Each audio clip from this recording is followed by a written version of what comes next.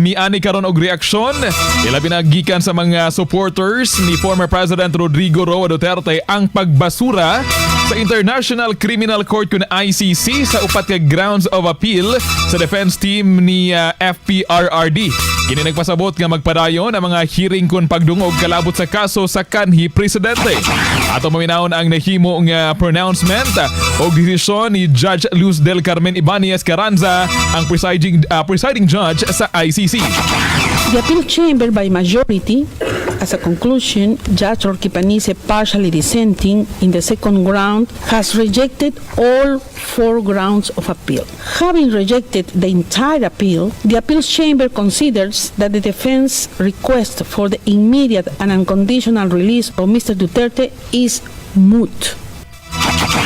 Samtang pipilak sa mga supporters sa kanhi presidente sa manalamang ni Hannah D. Ang nagadayon nga bias matud pa ang maong korte og nagtuo nga na impluwensyahan kini sa kasamtangang administrasyon sa Pilipinas o ni Presidente Bongbong Marcos Jr. Samtang ang kritiko na nalig nga kini ang sinugdanan sa tulubagon sa kanhi presidente sa nasod. Samtang sa interview sab kang Veronica Orquiti Duterte gawa sa ICC Detention Facility, nagpabiling positibo og ligdong matod pa ang iyang amahan og iyang pamilya luyo sa nahimong desisyon sa korte.